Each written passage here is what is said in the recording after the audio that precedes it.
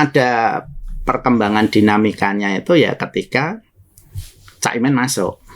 Semua itu dikomunikasikan gitu ya. Antara menerima dan tidak aja itu ya.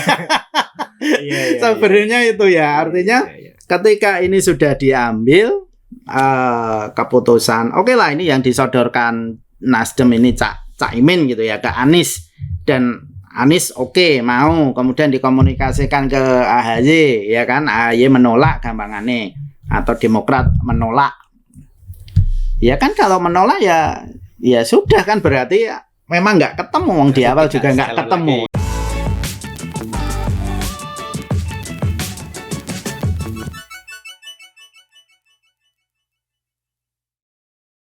Ya, halo Tribuners, kembali lagi bersama saya Ahmad di Ngobrol Sore, dan kali ini kita sudah kedatangan tamu Pak Anas sebagai Ketua Pokja Relawan Anies di Solo Raya gitu Pak. Nah, kita akan ngobrolin mengenai pergerakan relawan Anies Baswedan di Solo Raya dari awal sampai sekarang.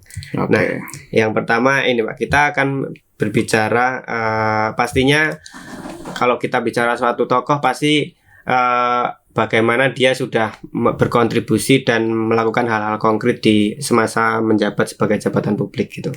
Nah, Pak Anies dia sudah menjadi menteri waktu itu, kemudian menjadi gubernur DKI. Nah, apa Pak yang kira-kira prestasi-prestasi atau mungkin program-program yang terlihat cukup nyata dan bisa dirasakan, mungkin bisa dirasakan sampai sekarang misalnya, yang kita bisa anggap itu sebagai sebuah prestasi gitu, dan akhirnya kita bisa menganggap sosok ini layak nih jadi presiden. Apa Pak kira-kira kalau cerita waktu itu? Baik, mungkin saya ambil untuk yang jadi gubernur aja ya, karena kan gubernur itu pemimpin di provinsi ya. Artinya ada contoh konkret di situ yang menjadi miniatur istilahnya, yang bisa menjadi orang itu tahu seberapa kualitas orang tersebut kan gitu.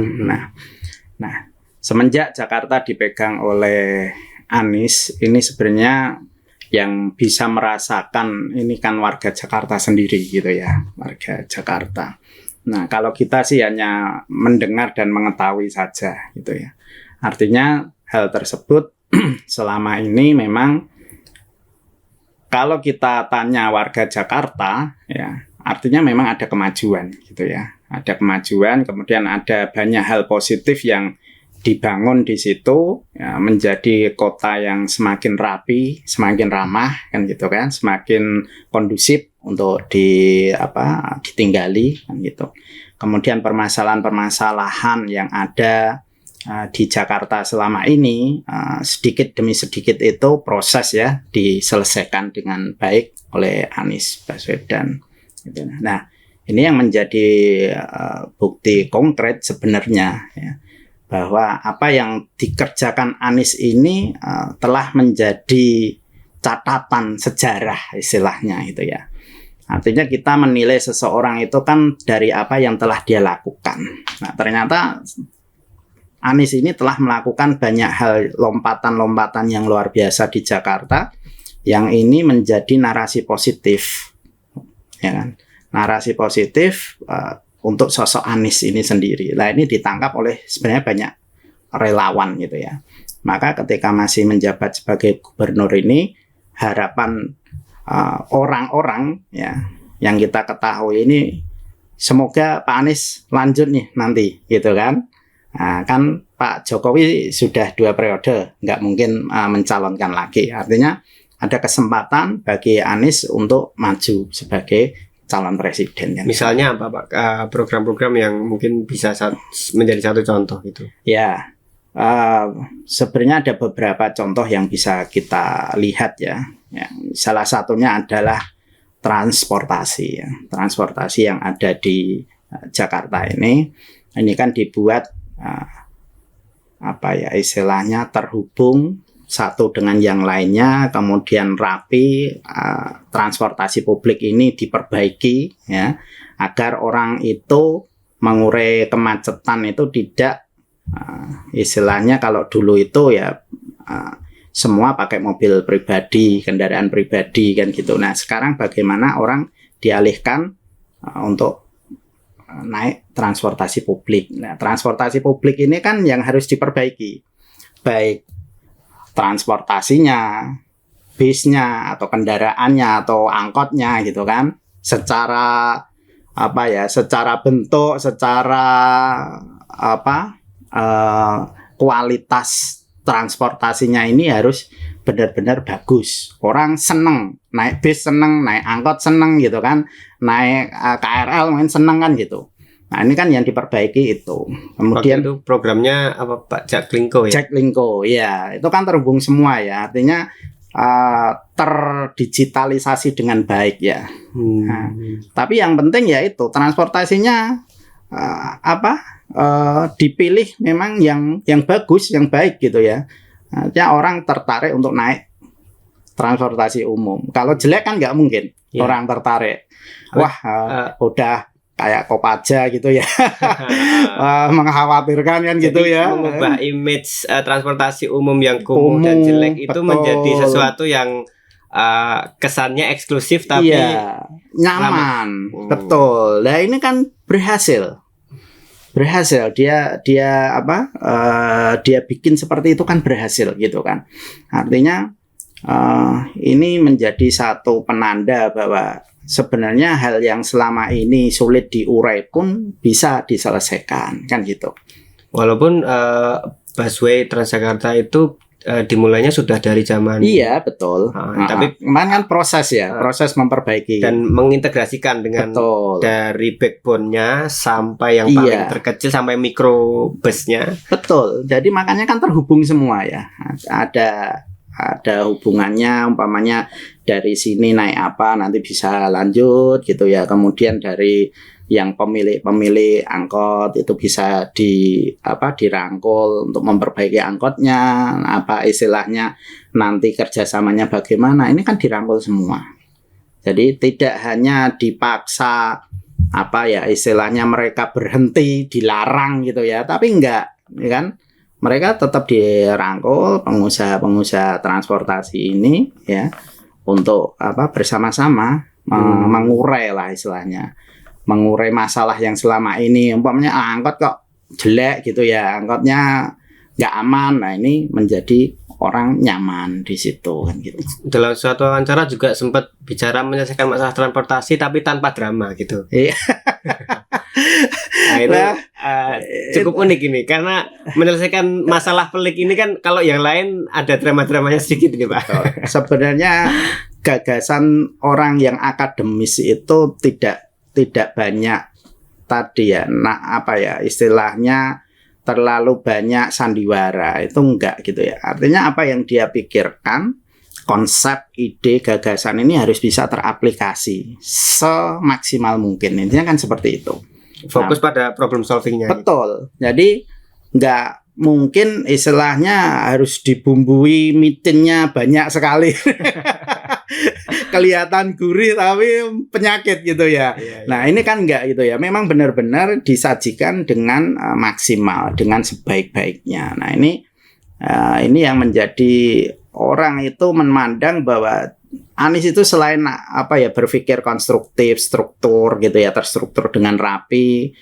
Dia juga bisa bicara teknis penyelesaian itu dengan baik kan gitu. Jadi eksekusinya itu jadi baik. Kan kadang ide gagasan itu tidak teraplikasi dengan baik karena eksekusinya tidak baik.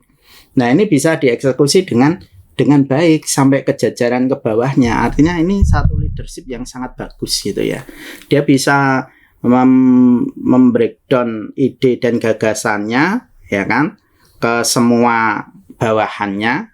Nah, kemudian bawahannya ini bisa melakukan apa yang dia instruksikan dengan baik. Jadi figur akademik seorang Anies itu memang ini ya, barangkali sudah lama diidam-idamkan karena sebelum-sebelumnya tokoh-tokoh presiden-presiden kita kan ada kalangan pengusaha, betul, ada kalangan kiai, ada kalangan politisi murni, ada kalangan militer. Nah, sosok Anies menjadi suatu ya kalau saya bisa dibilang ini barang baru gitu ya. Maksudnya barang baru yang menjadi incaran semua orang sebenarnya kan seperti itu. Artinya ini menjadi nilai tersendiri bagi sosok Anies kan, karena memang kan dia dari awalnya secara akademis itu juga dia pendidikannya tinggi kan gitu kan. Seorang rektor waktu itu. Betul, ya, maka terjun di dunia pendidikan di kampus maupun di instansi pendidikan yang lainnya ini, dia sudah sangat berpengalaman. Nggak mungkin kalau mendidik anak itu pakai drama-drama gitu kan, nggak mungkin gitu ya. Ngajar mahasiswa pakai drama-drama kan nggak mungkin gitu kan, karena kan berhadapan dengan orang-orang yang kritis di situ kan. Sudah gitu. habit ya Pak ya, sudah. Iya, itu satu kepribadian kalau menurut saya ya. Kepribadiannya memang sosoknya aslinya ya kayak gitu loh, nggak dibuat-buat gitu. Oke. Nah, kita bicara lebih banyak politik ini Pak. Ini boleh. Agak ngeri-ngeri sedap. Gurih Pak ya. Nah ini begitu Anies kemudian mendeklarasikan dengan Caimin wapresnya. Nah, ada Partai Demokrat mengecap Anies sebagai seorang pengkhianat gitu. Nah, itu mungkin bisa cerita Pak, bagaimana proses waktu itu di kalangan relawan ketika awal isu itu muncul, PKB merapat, kemudian akhirnya yang digadang-gadang menjadi wapres AHY itu tidak jadi, dan akhirnya kemudian dideklarasikan. Nah itu gimana dinamikanya? Sebenarnya kalau di relawan itu sendiri ya, ini kan sudah mesra dengan partai pendukung ya, yang awal seperti Nasdem, Demokrat dan PKS, itu kan yang awal. Kemudian muncul Partai Umat yang belakangan hadir gitu ya. Nah, dimanapun kita acara relawan, ya, pertemuan-pertemuan apapun, kita selalu mengundang nih partai-partai pendukung ini. Gitu. Sebenarnya hubungannya kita sangat baik ya di awal. Artinya mereka juga menyampaikan banyak informasi ya, banyak informasi. Salah satunya memang yang disampaikan bahwa ya tim ini sepakat bahwa cawapres ini diserahkan ke Anies kan gitu, ya kan, siapapun itu pernyataan sudah sering dilontarkan gitu ya. Tapi kalau Partai Demokrat ini kan punya jagoan, ya kan, yang diandalkan namanya HY kan gitu. Nah, memang kalau PKS sendiri mungkin belum memunculkan ya nama itu belum memunculkan ya, baru AHY gitu ya. Nasdem kan juga tidak memunculkan cawapresnya siapa kan gitu. Artinya memang dinamika yang berjalan itu sebenarnya natural ya. Kita dukung terus nih Anies untuk jadi presiden. Artinya di awal relawan ini itu kan memang mendukung sosoknya Anies gitu kan. Siapapun cawapresnya kita nggak peduli lah istilahnya. Siapapun cawapresnya, yang penting presidennya Anies kan gitu. Itu dalam benak relawan semua seperti itu. Di awal-awal itu sebenarnya seperti itu. Nah, kemudian ada perkembangan dinamikanya itu ya ketika Caimin masuk. Ya, Caimin masuk. Begitu Caimin masuk ya kan kasak kusuk nih, berita belum jelas gitu ya. tenan ndak gitu ya. Wah, itu terjadi perdebatan itu di kalangan relawan, itu banyak pro kontra memang. Termasuk dari kawan-kawan Demokrat ya, bersuara keras lah istilahnya. Nah, begitu Anies itu resmi deklarasi ya, semenjak muncul nama Caimin, kemudian resmi deklarasi capres dan cawapres itu di Surabaya. Nah, barulah kita yakin bahwa berita ini benar gitu ya. Artinya memang serius nih Caimin jadi cawapres kan gitu. Nah, ini yang nggak bisa diterima oleh teman-teman Demokrat yang tergabung di grup-grup relawan ya. Saya bicaranya di grup-grup relawan. Dia pada keluar lah mereka. Pada keluar dari grup-grup relawan itu, pada keluar itu ya. Ya, narasinya itu sih. Karena kan narasi itu dari atas ya. Dimunculkan kan dari atas gitu ya. Kemudian sampai ke bawah ya. Anies pengkhianat dan lain sebagainya. Sebetulnya yang saya dengar dari beberapa informasi itu memang terjadi memang dua perbedaan yang belum bisa ketemu sebenarnya. Yang satu pengen segera dideklarasikan, ya kan, dideklarasikan cawapresnya. Yang mendesak itu adalah Demokrat, ya, karena sudah punya jagoan tadi AHY, biar segera AHY jadi cawapres resmi kan gitu kan, dikunci gitu kan ya. Kalau sudah deklarasi kan selesai gitu ya. Nah tapi Nasdem tidak mau buru-buru, tunggu dulu lah, siapa tahu ada perubahan, karena kan calon yang lain juga belum nih, masih mungkin komunikasinya masih terus diolah gitu ya. Jadi belum menentukan, mengerucut itu belum gitu ya. Nah, sampai memang satu titik ini nggak ada titik ketemu memang. Ya, satu pengen segera, satu pengen nanti, kan nggak ketemu Mas. Ya sudah, di sela-sela nggak ketemu ini. Nah ini mungkin Muhaimin ini, Caimin ini masuk ini juga mungkin dia juga menunggu di kubunya Pak Prabowo ini juga nggak segera iya apa enggak kan gitu. sama menunggu kan gitu ya kan ya. Ya udah yang pasti aja ya, gitu. Sambut bergayung kalau boleh saya katakan itu ya. Ketemu dengan Pak Surya Paloh itu kan ya mungkin dealingnya seperti apa juga saya nggak tahu. Intinya Caimin mau gitu ya jadi cawapres, dan ini disodorkan ke Pak Anies ya, istilahnya oke lah istilahnya, kalau boleh saya garis besarnya seperti itu ya. Memang kalau disebut pengkhianat sebenarnya juga nggak pas, karena di awal kan memang sudah sepakat cawapres itu haknya Anies yang mau menentukan siapa atau memilih siapa kan gitu. Sebenarnya itu saja kalau boleh dibuat kita sepakat ya. Tapi ada pernyataan juga dari Demokrat dalam satu wawancara juga, kalau Pak Anies tidak punya hak untuk menentukan cawapres katanya. Yang menentukan adalah tim Nasdem gitu.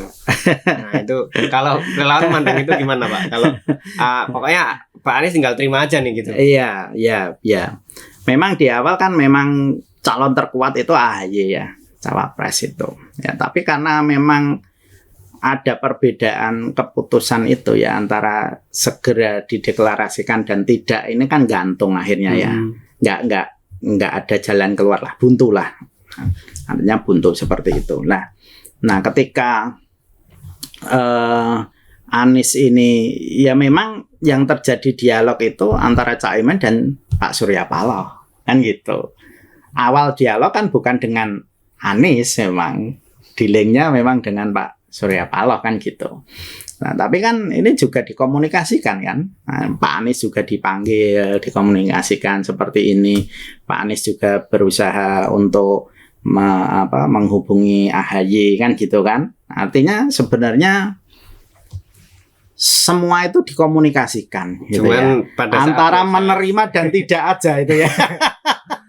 Sebenarnya itu ya. Artinya ketika ini sudah diambil keputusan, oke lah ini yang disodorkan Nasdem ini Caimin gitu ya ke Anies, dan Anies oke, mau kemudian dikomunikasikan ke AHY ya kan, AHY menolak gampangannya atau Demokrat menolak ya kan. Kalau menolak ya sudah kan, berarti memang nggak ketemu, wong di awal juga nggak ketemu nggak ketemu kan. Nah maka dari situlah muncul banyak pernyataan istilahnya ya, pengkhianat, artinya macam-macam lah ya, narasi-narasi yang dimunculkan itu seperti itu gitu ya. Tapi dari sisi relawan sebenarnya dengan masuknya Caimin ini sebenarnya banyak yang berpandangan pro-nya itu, ini hal yang istilahnya yang sangat positif. Istilahnya kita dapat amunisi baru nih, gitu loh. Nah, selama ini yang kita sulit bergerak itu kan merangkul teman-teman yang Nahdliyin ya, di kalangan relawan ya. mempromosikan Anies di kalangan Nahdliyin itu tidak mudah, ya, tidak mudah. Banyak resisten, banyak menolak. Tapi begitu struktural ini memberi pengertian, struktural dari PKB memberikan pengertian ke bawah, ini selesai kok, selesai. Jadi kita nggak susah lagi jualan Anies ke teman-teman yang Nahdliyin, walaupun mereka berpikiran bahwa ya mereka memperjuangkan Caimin kan gitu, ya sama aja lah, itu kan presiden wakil presiden kan sepakat gitu ya, artinya kan gitu, artinya sama-sama menerima. Caimin diterima oleh seluruh relawan Anies, Anies diterima oleh seluruh struktural yang ada di Nahdliyin, PKB gitu ya. Ya kan seperti itu saja gitu. Nah, jadi cocok gitu kan. Bicara resistensi itu tadi, Pak. Iya. Kan memang Anies selama ini ada cap lah. Dia memainkan politik identitas ketika maju sebagai gubernur, dan waktu itu yang disorot betul bagaimana dia katakanlah mendekati dalam tanda kutip ke kubu-kubu FPI, kemudian orang-orang 212 dan pengawal fatwa MUI itu pasca kasus Ahok itu. Nah, walaupun itu sudah diklarifikasi oleh Anies bahwa dia sepertinya mendekati semua, tapi yang disorot itu gitu. Nah, tapi ada Anies itu lekat dengan memainkan politik identitas, dan itu ternyata juga dirasakan juga. Ternyata sebelum bergabung Caimin ada resistensi terhadap kelompok Islam, katakanlah Islam moderat di kalangan Nahdliyin. Nah, itu kalau teman-teman relawan memandang Anies ini dalam halnya politik identitas seperti apa? Sebenarnya gini, kalau secara partai politik resisten gitu ya, artinya orang-orang NU resisten ke Anies gara-gara dia didukung oleh PKS umpamanya gitu ya. Karena kan PKS itu dari dia gubernur itu kan Anies ya. Supportnya ke Anies gitu ya. Nah, ini sebenarnya enggak juga sih. Karena di beberapa kasus pilkada PKS dan PKB pengusungnya kan gitu. Artinya dari sisi politik partai politik sebenarnya cair gitu ya, bisa bekerja sama dengan siapapun kan gitu.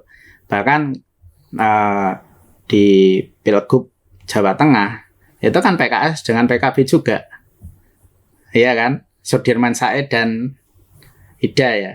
Nah itu itu kan betul juga.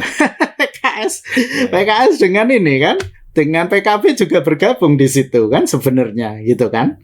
Dan bekerja sama bahu-membahu sebenarnya dari dua partai ini untuk memenangkan Sudirman Said dan Ida. Akhirnya kan bisa mengimbangi sebenarnya ya. Tidak, jaraknya tidak terlalu jauh gitu ya, bisa ngimbang. Nah, sebenarnya itu sih. Jadi dari sisi partai politik sebenarnya nggak ada masalah gitu ya. Kemudian kalau ada resistensi di gerakan ya, atau di ormas gitu ya, karena Pak Anies datang di acara 212 ya karena memang acaranya di Jakarta kok. Kalau di Jawa Tengah mungkin Ganjar yang hadir gitu ya. Iya benar. Iya dong. Karena acaranya di Jakarta kan gitu. Ya otomatis lah. Dia hadir ke situ kan. Nah, kebetulan kan memang mendekati isu-isu pilkada kan, seperti itu gubernur. Digoreng aja. Iya gitu. Ya sebenarnya itu aja sih, simpel gitu ya. Kalau politik identitas itu dikaitkan dengan FPI, yaitu sudut pandang aja ya. Dengan FPI atau dengan 212 itu sudut pandang aja. Orang boleh-boleh saja itu berpikir bahwa itu ormas radikal, gerakan radikal dan lain sebagainya, itu cara pandang. Kalau ditanya balik pun sebenarnya nggak bisa menjawab juga. Yang radikal di sisi apa? Kasusnya apa radikalnya? Kan gitu. Apakah misalnya ketika pemerintahannya Anies intoleransi misalnya, apakah ditemukan seperti itu? Nah itu kan yang kita bisa. Nah itu tinggal ditanya. Orang yang melontarkan gagasan intoleran, radikal, politik identitas, masalahnya di mana kan gitu. Saya yakin mereka nggak bisa jawab gitu loh. Saya yakin mereka nggak bisa jawab kalau memang itu disematkan atau dikaitkan dengan ormas atau gerakan tertentu, ya kan? Radikalnya yang mana? Wong ketika gampangannya 212 ya. Saya ambil contoh waktu ada acara di Monas gitu ya di Jakarta. Radikalnya di mana? Semua berjalan tertib, rapi, gampangannya gitu loh. Kalau dari segi itu gerakan radikal, semua aman, tidak ada kaca pecah, tidak ada ban yang terbakar, gampangannya kan gitu. Semua duduk rapi, satu komando, bahkan ibu-ibu, anak-anak hadir semua di situ. Radikalnya di mana? Kemudian sampah juga istilahnya dibersihkan, selesai acara sampahnya bersih semua. Bahkan rumput-rumput taman-taman juga ini terjaga dengan rapi dan baik, tidak ada yang rusak. Nah, kalau itu disematkan gerakan yang politik identitas intoleran dan radikal, masalahnya di mana kan gitu? Iya kan, kalau disematkan gerakan kan 212 itu dari gerakan berkumpulnya di Jakarta itu kan? Yeah. Nah, itu. Ya salahnya di mana kan nggak ada. Nah kan, ya memang orang namanya pilkada itu kan hitung-hitungan angka. Wong yang kumpul di situ besar gitu loh. Semua dari penduduk Jakarta gampangannya gitu ya, bisa hadir di situ, dari luar Jakarta juga bisa hadir di situ. Itu kan kalau orang politik memandang, wah itu celengan besar itu gitu kan. Ini pendulang suara nih kan gitu. Otomatis lah. Namanya orang politik ya diambil aja kan gitu. Yeah. Namanya politik orang satu suara kok. Yeah. Nah kan gitu, tinggal lobby. Kalau yang Pak Jokowi aja hadir kok di 212. Iya, yeah. Kok nggak disebut? Nah, itu tadi. Kalau nggak disebut Pak Jokowi radikal dan intoleran gitu kan enggak kan gitu. Tapi justru sebenarnya malah bisa jadi ini sebagai sebuah sisi positif ketika seorang pemimpin itu bisa merangkul kelompok yang mungkin paling sulit dirangkul gitu. Betul.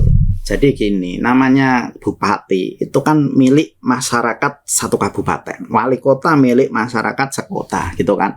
Masyarakat di kota itu kan bineka tunggal ika lah gampangannya ya.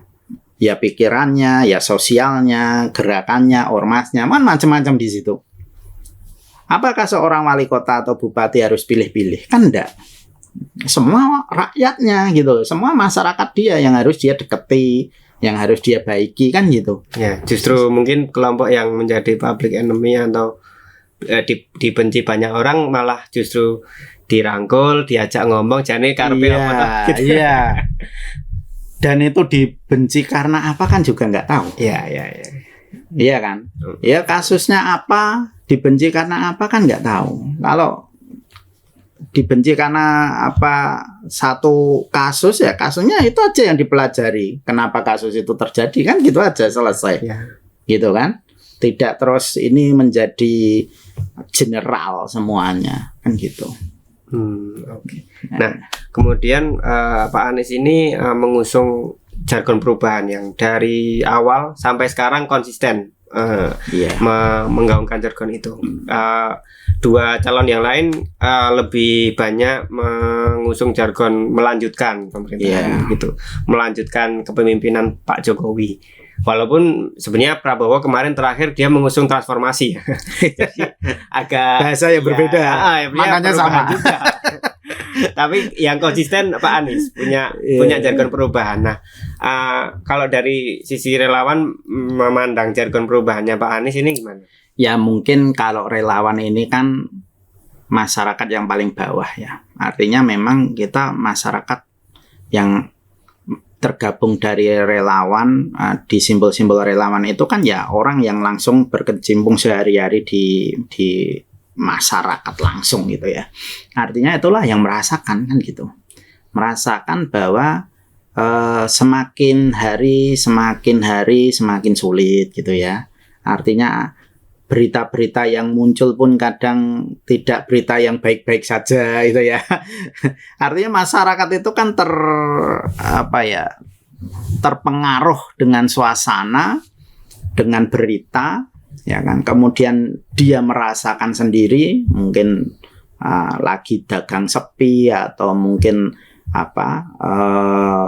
mau apa saja kok sulit kan gitu. Nah ini mungkin yang dirasakan di masyarakat seperti itu. Nah begitu ada ide gagasan yang baik yang ditawarkan oleh Anies tentang merubah situasi dan kondisi dari yang tidak baik-baik saja ini menjadi gagasan yang ke depan ini menjadi harapan. Ini kan otomatis disambut, Mas. Otomatis disambut gitu loh. Apalagi Anies sudah membuktikan ada perubahan-perubahan yang signifikan di Jakarta kan gitu. Artinya sudah ada prototipe yang menjadi contoh. Anies berhasil memimpin satu daerah, satu provinsi kan gitu. Ibu kota lagi. Makanya sebagai prototipe di Indonesia kan. Dan ini yang masyarakat atau relawan khususnya ini yang memandang ini satu hal yang harus diperjuangkan nih, sosok ini yang membawa ini gagasan ini harus diperjuangkan gitu loh. Nah maka dari relawan ini menyambut baik ide-ide yang dilontarkan atau gagasan-gagasan yang dilontarkan oleh Anies Baswedan untuk ke depan ini Indonesia ini harus bagaimana. Itu lewat ya dia bicara di mana-mana seperti itu, menyampaikan gagasan itu kan orang semakin tertarik gitu ya. Ya, semakin tertarik. Dan tapi bagaimana Pak dengan menghadapi suara sumbang misalnya ini mungkin hanya strategi Anies saja untuk mendulang suara simpatik dari orang-orang yang tidak puas dengan pemerintahannya Jokowi. Kemudian dia menggalang simpati itu dengan dia membawa perubahan gitu. Dan akhirnya mungkin ya suara sumbang itu akan ini paling sama aja. Nah, gimana Pak? Artinya gini, satu pemerintahan, terutama di 2 periode ini, itu kalau di situ banyak hal-hal yang perlu diperbaiki gitu ya, atau dibuat satu gagasan yang lebih baik lagi, kenapa enggak kan gitu. Artinya jangan sampai di semua lini masyarakat hanya menjadi korban dari kebijakan-kebijakan yang tidak membela rakyat gitu ya. Contoh saja Omnibus Law itu ya kan. Undang-undang tersebut kan banyak istilahnya yang merugikan. Ya kalau di buruh ya di situ ada masalah gitu kan, di tenaga kesehatan. Omnibus Law yang tentang kesehatan itu juga banyak masalah. Dan ini terus dipaksakan. Artinya ada resisten di semua lini masyarakat gitu ya. Nah, Anies membawa gagasan yang berbeda dari ini, kebijakan-kebijakan ini, gitu kan, ya kan, ya. Artinya kayak pendidikan, karena Anies di pendidikan dia membawa ide pendidikan. Pendidikan itu ya bahwa negara ini menjamin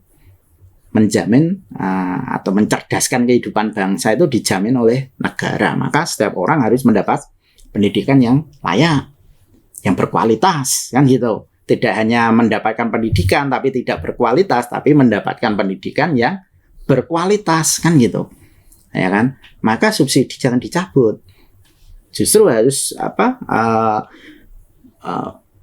dari pemerintah harus memberikan perhatian atau istilahnya anggaran yang besar khususnya untuk pendidikan supaya ada peningkatan kualitas di pendidikan. Itu kan gagasan dari Anies gitu loh. Karena kan ini dicabut, untuk subsidi pendidikan kan dicabut, ya kan. Harusnya bukan dicabut malah ditambah harusnya. Iya, karena kan memang negara ini harus mencerdaskan kehidupan bangsa, mencerdaskan anak bangsa itu kan kewajiban dari negara, gitu kan. Ya nek kuliah larang ya piye carane ben murah kan gitu. Nah, mamanya kayak gitu. Nah, saiki larang tambah larang gitu. Ya, tapi tidak mengurangi kualitas karena subsidi atau anggaran yang besar dari pemerintah di bidang pendidikan. Gampangannya kan seperti itu. Nah, ini yang menjadi catatan salah satunya kan di situ, gitu kan. Nah, kayak pupuk di petani gitu ya. Pangan sajalah, pangan itu kan ya dari dulu ya masalah-masalahnya itu aja gitu loh. Harga beras naik, Wayahe menanam pupuk langka, ya kan, merawat pupuk langka, ya kan. Nanti wayahe panen harganya Harganya jatuh. anjlok, diserbu dengan impor. Itu kan itu terus, ya kan. Itu yang dikeluhkan banyak petani. Nah, ini ketika gagasan pro terhadap rakyat ini nggak ada, nggak bakal dipilih gitu kan. Maka ketika Anies membawa gagasan bahwa harus ya istilahnya diberikan contoh lah dulu apa ya, suplai telur itu ya, itu dari peternak lokal itu disuplai ke Jakarta, itu kan salah satu contoh ya istilahnya apa istilahnya pro atau berpihak kepada masyarakat kan gitu kan. Nah ini yang menjadi penting itu justru di situ gitu loh, yang menentukan harga bahan pokok itu kan harusnya pemerintah, tidak tengkulak atau tidak importir kan gitu. Selama ini kan yang main harga siapa gitu loh kan gitu loh. Nah, ini hal-hal seperti ini yang banyak dirasakan masyarakat. Harapan kita Anies bisa nih merubah itu kan gitu. Dengan kemampuannya di Jakarta yang seperti itu, harapan yang lebih besar di semua sektor, di semua lini kehidupan ini juga bisa Anies merubah ke situ. Ya, kesehatan, pendidikan, pertanian, perikanan, kelautan. Ya itu harapan sih ya. Karena perubahan ini kan harapan. Ya, itu keniscayaan gitu loh. Kalau nggak berubah ya podo wae kan gitu ya, podo wae ya arep ngono-ngono terus. Iya. Apa masih mau nerima kita hal-hal yang seperti ini terus kan gitu. Gini-gini aja. Kan gitu yang dirasakan. Ya itu ide gagasan itulah yang ditangkap relawan. Oke, itu tadi kita bicara banyak mengenai relawan Anies, dan kita akan ngobrol-ngobrol lebih jauh di kesempatan selanjutnya ya Pak. Nanti Siap. kita akan berdiskusi dan kita akan ngobrol lebih jauh lagi di Ngobrol Solo selanjutnya. Saksikan di video-video Tribun Solo yang lain dan jangan lupa subscribe dan like, komen juga. Terima kasih.